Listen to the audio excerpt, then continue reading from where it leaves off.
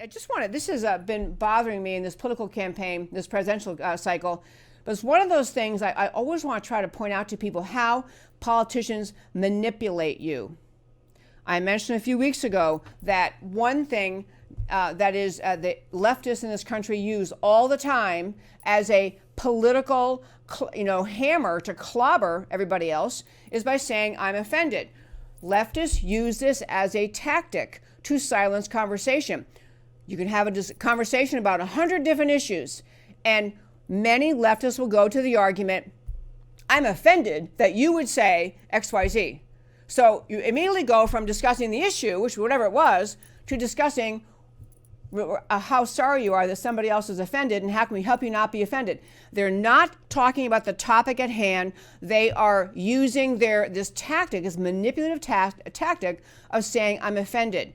In a similar way, leftists, and actually some people on the right, to be fair, but mostly leftists, use this tactic of claiming that they are standing up for unity. Recently, he's not the only one, but recently I happened to notice that Democrat presidential candidate Pete Buttigieg is using this language. He's calling for national unity. And that is the most manipulative, meaningless, obnoxious line for him to be saying, and we have to understand why, point it out, and tell him, unless you're going to talk about what you really believe in, you're saying nothing. And the reason is this. Unity means nothing unless someone tells you what you're supposed to unify around. It's the same thing with tolerance. The leftists in this country use the expression tolerance. I just want tolerance. Can't we all be tolerant? Tolerance is also not a virtue unless someone tells you what they want you to be tolerant of. Tolerant of drug smugglers? Tolerant of child sex traffickers? Tolerant of domestic abusers? Tolerance is not a virtue, but it's used as a club by the left to silence people because they're saying, I'm just wanting tolerance. And so they're by implication, you're not tolerant because you won't agree with me. Force them to say what they're talking about. Same with unity. When Buttigieg says he wants unity, unity around what ideas? I want unity.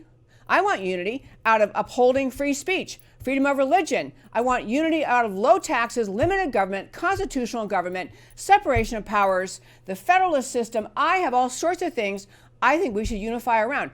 I defend my ideas. When he says he wants national unity, but he's just as though that is a goal by itself, he's saying, I'm not going to keep on reminding you the idiotic things I stand for. Because if I keep on telling you all the things I stand for, you might reject them. You might disagree with me. So instead of me telling you what policies I want, what path I want for America, instead of me telling you that, let me just stand here and smile and say, I want unity. Now, to be fair, Buttigieg is just the latest one.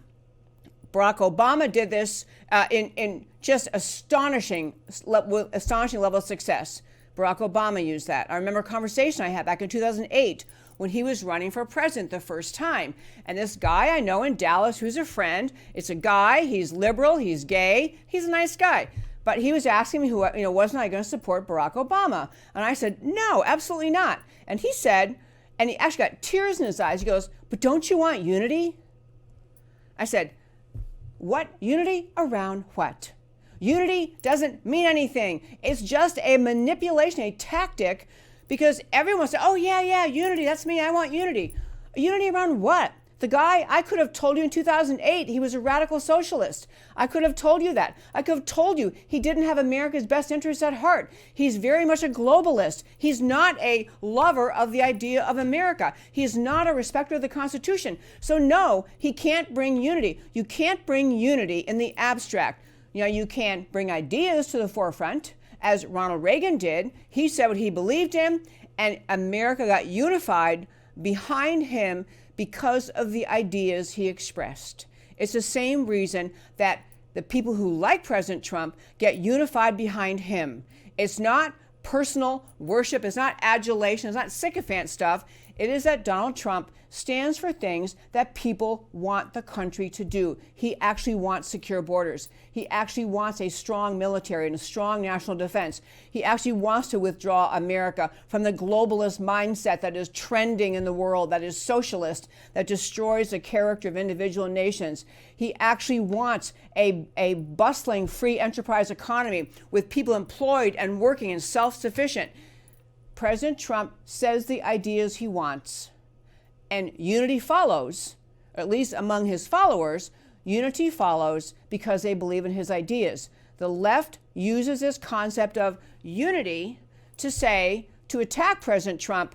And what they're really saying is, because I don't like President Trump's ideas, leftists say, because I don't like Trump's ideas, he's not a unifier. Well, I'm telling you, folks, the country was not unified under Barack Obama. The country will not be unified under any of the Democrats running for president this time because they are leftists, because they do not have that heart and soul love of this country in their hearts, in their thinking, in their policies. It's just not where they are. You can't create unity by creating a campaign slogan that says you stand for national unity. You can only unify around substantive ideas, about ideas like the founding ideas of America, the founding ideas of America that were all about the things we talk about in the show all the time, the ideas of the Declaration of Independence and the right of individuals to live in liberty, that we all have rights from God simply because we were born, that we all have equal rights, that we have the right to live in liberty, that we have a right to freedom of speech and freedom of assembly, and all the other rights spelled out in the Bill of Rights. We can unify around those ideas, but most of those ideas are ideas that the left finds offensive. The left is not supporting. I want unity, but around the right ideas. You can't get unity, to wrap this segment up, you can't get unity just by waving the word unity or throwing it out to a crowd and saying, hey, national unity, that's me. If the ideas you support and push are un-American, you're never going to get to unity.